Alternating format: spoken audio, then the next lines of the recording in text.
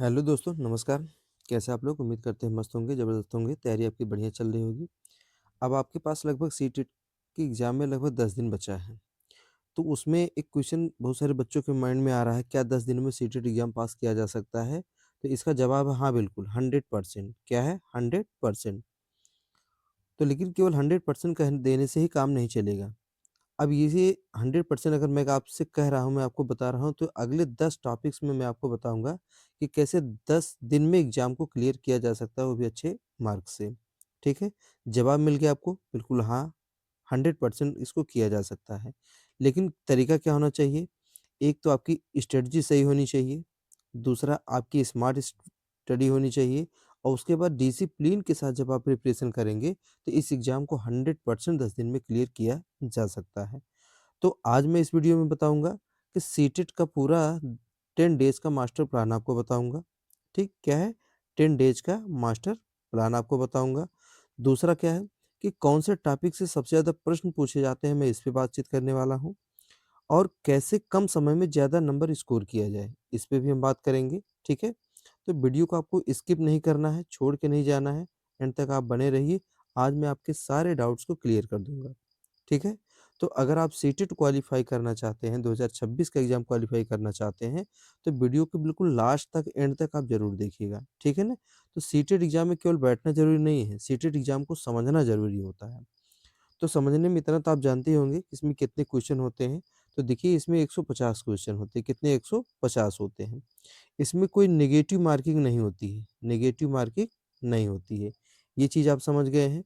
विषय भी 5 हैं, बाल विकास एवं शिक्षा शास्त्र है, भाषा फर्स्ट एंड सेकंड है, उसके बाद क्या है, गणित है, पर्यावरण है और ठीक है ना? तो ये 5 विषय हैं, 5 विषय से एक सब्जेक्ट से 30 क्वेश्चन पूछे जाते हैं, तो कुल मिला-जुला के आपके कितने हो जाते हैं? 150 प्रश्न। उनमें से आपको कितना गेन करना होता है? 90 क्वेश्चन। अगर आप एससी, एसटी और ओबीसी से हैं, तो आपको कितना करना होगा? 83 क्वेश्चन। अगर आप जनरल हैं, तो कितना करना होगा? 90। यहाँ तक बातें क्लियर हो गई? एक-एक मैं टॉपिक पे आपको बातचीत करके बताऊँगा, बिल्कुल लाइव प्रूफ बताऊँगा कि कैसे एग्ज़ाम को क्लियर किया जाएगा। इसका गोल्डन रूल क्या है, जो सबसे बड़ी बात है, ठीक है ना? कोई भी आपको नहीं बताएगा कि इसका गोल्डन रूल क्या है, मैं आपको बता रहा हूँ एग्ज़ाम को कैसे क्वालीफाई करना है। तो इसका जो गोल्डन रूल है, गोल्डन रूल क्या कहता है कि पूरे सिलेबस के पीछे मत भागिए। अब जितना टाइम बचा है, अगर पूरे सिलेबस के पीछे आप भागेंगे, तो ये मान के चलिए कि एग्ज़ाम आपका क्या हो जाएगा? बेकार जाएगा, मेहनत आपकी बेकार जाएगी और निराशा आपको हाथ लगेगी। ठीक है ना? अब करना क्या है जब हम सिलेबस के पीछे नहीं भागेंगे? तो दूसरा इसका इम्पैक्ट आता है कि हाई जो वेटेज हैं, कुछ टॉपिक ऐसे होते हैं जो आपको हाई वेटेज प्रोवाइड करते हैं। प्लस आपको रिपीटेड क्वेश्चन, रिपीटेड टॉपिक्स जो होते हैं, उस पे आपको फ़ोकस करना है, जो मैं अभी आपको बताऊँगा कि कौन से टॉपिक ऐसे हैं जो रिपीटेड हैं, जिस पे ज़्यादा आपको फ़ोकस करना चाहिए।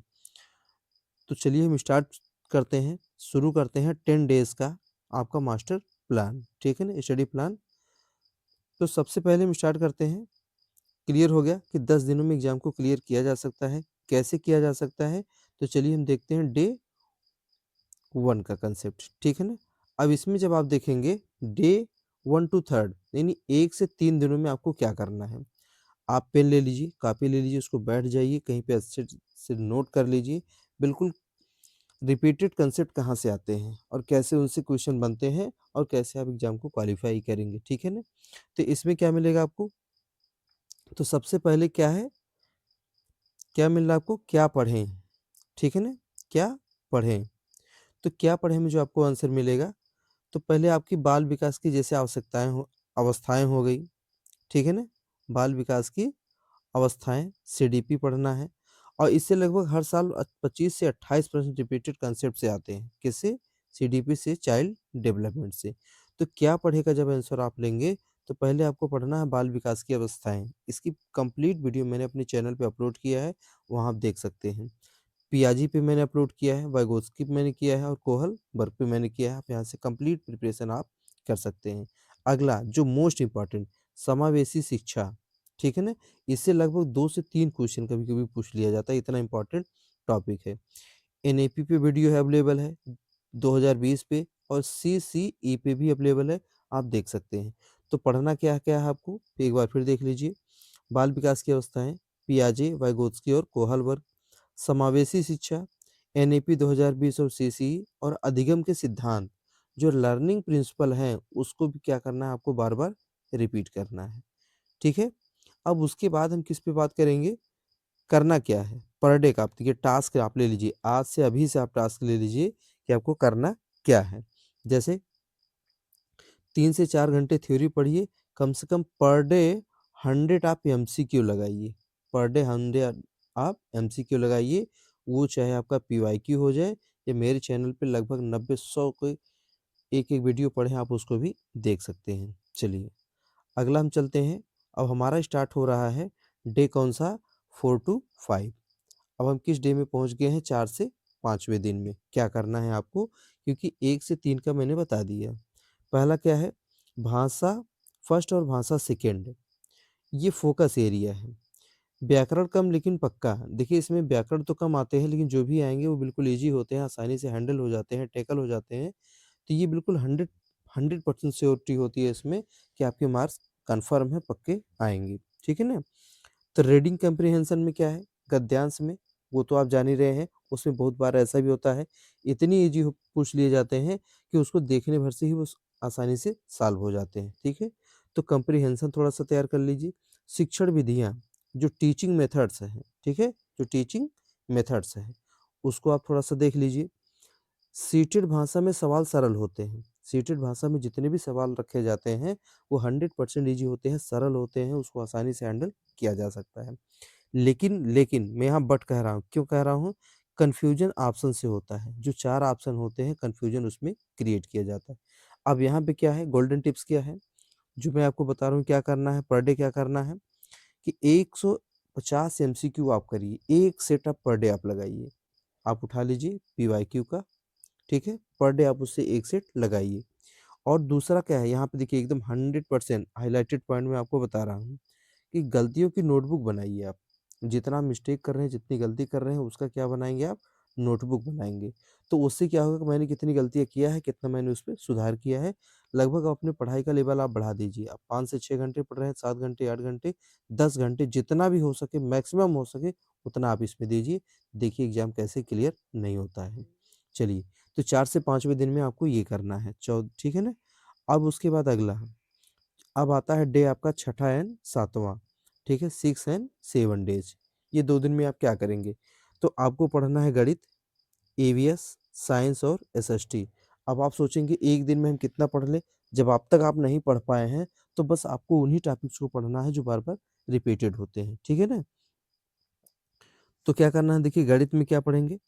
संख्या पद्धति पढ़ लीजिए आप, परसेंटेज पढ़ लीजिए, अनुपात पढ़ लीजिए और उसके बाद ज्यामिति जो पढ़ी है बेसिक पढ़िए। अगर आपको नहीं आ रहा है तो छोड़ दीजिए। सबसे बड़ा इस एग्ज़ाम का क्या है कि जो माइनस मार्किंग होती है वो नहीं है। तो अगर आप तुक्का भी लगाएँगे 30 क्वेश्चन में से मैथ में कम से कम 10 से 12 करेक्ट हो जाएँगे, ठीक है? तो ये हो जाएगा आपका, ठीक है? ईवीएस, ईवीएस जो भी आता है बिल्कुल ईज़ी आता है, सरल आता है, ये आसानी से हैंडल हो जाएगा। पर्यावरण आप पढ़िए, परिवार में जैसे देखिए ईवीएस में क्या परिवार पढ़िए, विद्यालय पढ़िए और बाल केंद्रित। बाल केंद्रित कहने का मतलब क्या है, कि यहाँ बच्चे को आप सेंटर में कर लीजिए, बच्चे को आप सेंटर में कर लीजिए और उसके साथ आप पॉजिटिव चीज़ें सोचिए, नेगेटिव नहीं, तब आसानी से एग्ज़ाम आपका क्लियर हो जाएगा। क्लियर? चलिए, अगला क्या है? केवल एनसीईआरटी आधारित सवाल करें। एकदम एकदम एक्यूरेट मैं बता रहा हूँ, कोई भी आपको नहीं बताएगा कि जो भी क्वेश्चन आप करिए किस पे आधारित होना चाहिए, एनसीईआरटी आधारित आपके सवाल होने चाहिए। चलिए, ये तो हो गया 6 से 7वें दिन का। टाइम ज़्यादा नहीं लेना है, वीडियो जल्दी हमको कंप्लीट करनी है क्योंकि आपको तैयारी भी करवानी है, ठीक है? अब डे 8वाँ आपका। अब देखिए बिल्कुल एग्ज़ाम के आप नज़दीक पहुँच रहे हैं। जहाँ टेंशन ज़्यादा होगा, डिप्रेशन ज़्यादा आएगा, आप पैनिक हो जाएँगे, लेकिन यहाँ इन सब सारी चीज़ों से आपको क्या करना है, बचना है। 8वें दिन आप क्या करेंगे? एक तो आपको फुल मार्क टेस्ट देना है, पर डे 1 आप लगाइए, ठीक है? वहाँ पे कितना है 90 मिनट का टाइम है, 90 मिनट में कितना करना है? 150 क्वेश्चन करने हैं, ठीक है? तो डेढ़ घंटे में इतना क्वेश्चन करना है, ते भी आपके लिए चैलेंजिंग टास्क होता है। देखिए, अगर क्वेश्चन आपको आ रहा है, तो 10 से 15 सेकंड में क्वेश्चन आपका कंप्लीट हो जाता है। अगर नहीं आ रहा है, तो 6 घंटे भी आपको दे दिए जाए, तो क्वेश्चन पेपर आपका सॉल्व नहीं होगा, ठीक है ना? बट आप पॉजिटिवनेस के साथ जाएँगे। जैसे पहला मॉक टेस्ट लगा लिए, 2 फुल लेंथ मॉक टेस्ट, पूरा का पूरा 150 क्वेश्चन आप लेके बैठिए, ठीक है ना? मार्केट में इसकी बहुत सारी किताबें अवेलेबल हैं, वहाँ से आप ले सकते हैं, या तो मेरे चैनल पे इसकी बहुत सारी वीडियो मैंने बना के डाल रखी है कि आप वहाँ से भी इसको देख सकते हैं, ठीक? टाइम मैनेजमेंट पे ध्यान दीजिए, सबसे बड़ा इम्पोर्टेंट फैक्टर यही है कि क्या है आपका टाइम, क्या है? Time management, time management. अगर इसको आप कर ले गए, तो मान लीजिए एग्ज़ाम का आधा काम आपने कंप्लीट कर लिया है, ठीक? उसके बाद क्या है? कमज़ोर टॉपिक को चिन्हित करिए, जो वीक टॉपिक हैं, उसको बिल्कुल फाइंड आउट करिए। अरे यार, ये मैं 1 घंटे भी पढ़ लूँगा, पूरा कंप्लीट हो जाएगा। तो ये भी एग्ज़ाम का एक टिप्स है, जिससे सीटेट एग्ज़ाम आपका आसानी से क्वालीफाई हो जाएगा।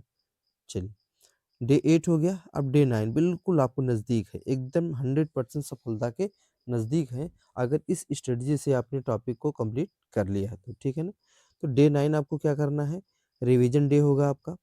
सिर्फ गलत प्रश्नों को रिवाइज़ करना है, शॉर्ट नोट्स को रिवाइज़ करना है, ट्रिकी एमसीक्यू जो आपने बना रखे हैं, उसको करना है। एक चीज़ नहीं करनी है, क्या है? डू नॉट, डू नॉट क्या नहीं करना है आपको, ये सबसे बड़ा इम्पोर्टेंट चीज़ है। कोई भी नई किताब बिल्कुल टच नहीं करनी, 100% आप इसको मान लीजिए, इसको हमको टच नहीं करना है। क्यों नहीं करना है? कि जैसे ही आप नई किताब को टच करेंगे, नई बुक को टच करेंगे, वहाँ पे कन्फ्यूज़न होना स्टार्ट हो जाएगा, ठीक है? हो सकता है आपका फ्रेंड हो, वो बोला मैंने ये किताब पढ़ ली है, ये पढ़ी, आप छोड़ दिए उसको, अवॉइड करिए, इग्नोर करिए, इतना इग्नोर मार दीजिए वो डिप्रेशन में आ जाए, ठीक? तो नया कुछ भी नहीं पढ़ना है, जो पुराना पढ़ा है आपने उसी को रिवाइज़ करना है, क्लियर? चलिए नेक्स्ट टॉपिक, डे 10 10वें दिन आपको क्या करना है? क्या करना है 10वें दिन आपको? जब 10वां दिन आपका स्टार्ट होगा, तो एग्ज़ाम माइंडसेट डे है ये। अब आपको यहाँ पे भटकना नहीं है, पैनिक नहीं होना है, डिस्टर्ब नहीं होना है। ये एग्ज़ाम माइंडसेट है। ये मान के चलिए कि 100% ये एग्ज़ाम मेरा आज क्या होगा? क्वालीफाई होगा, क्लियर? अब यहाँ पे क्या करना है? हल्का रिवीजन करें। अगर कहीं से आपको किसी टॉपिक पे अभी तक कन्फ्यूजन रह गया है, तो उसको आप रिवीजन कर सकते हैं, बट पैनिक नहीं होना है, टेंशन में नहीं आना है, ठीक? उसके बाद आत्मविश्वास, सेल्फ कॉन्फिडेंस, कहा जाता है ना, बिलीव इन योरसेल्फ, अपने आप में विश्वास रखिए, एग्ज़ाम आपका 100% क्लियर होगा। आप उसके बाद कमेंट करके बताएँगे कि आपकी वीडियो देखने के बाद मेरा एग्ज़ाम क्लियर हो गया, ठीक? और अपने दोस्तों के साथ भी आप बता सकते हैं। तो आत्मविश्वास आपका क्लियर होना चाहिए, 100% होना चाहिए कि मैं एग्ज़ाम ये क्वालीफाई कर लूँगा। चलिए, ये हो गया। उसके बाद एक चीज़ इम्पोर्टेंट होता है कि जब एग्ज़ाम देने आप जा रहे हैं, तो उससे पहले जो बहुत हर व्यक्ति बताता है, ये साइकोलॉजी है, ये साइंस है कि कम से कम 7 टू 8 आवर की क्या होनी चाहिए? स्लीप होनी चाहिए। क्या होनी चाहिए? स्लीप होनी चाहिए। अगर ये आपने कंप्लीट कर लिया है, तो आधा काम आपका ऐसे ही हो जाएगा। ठीक है? टेंशन में नहीं आना। क्या ना करें? क्या ना करें? सबसे बड़ी बात क्या है? कि एक तो आपको पैनिक नहीं होना है, टेंशन में नहीं आना है कि मैंने इतने टॉपिक नहीं पढ़ पाए, इतना टॉपिक मेरा छूट गया है, मेरा एग्ज़ाम कैसे क्लियर होगा? इन सब से आप बचिए, ठीक है? दूसरा क्या है? ओवर स्टडी, ओवर स्टडी आपको नहीं करनी है। ये छूट गया, इससे क्वेश्चन ये नहीं, ये फालतू की चीज़ें हैं, बिल्कुल कुछ भी नहीं आता है इससे, केवल टेंशन होता है। आप 100% मानिए कि अगर इन सब सारी चीज़ों पे आपने फ़ोकस कर लिया, चैनल पे आप विज़िट किए हैं, अच्छे जगह हैं, मैं एकदम बिल्कुल लाइव प्रूफ एग्ज़ाम्पल के साथ बता रहा हूँ, साइंस है ये, कि जितना आप ओवर स्टडी करेंगे, उतना ही प्रॉब्लम आएगी। जैसे कहा जाता है, more study, more confusion, no study, no confusion, clear? तो यहाँ ये भी कंसेप्ट आपका काम करता है। उसके बाद क्या करेंगे? कंपैरिज़न करेंगे, आप तुलना करेंगे। क्या करेंगे?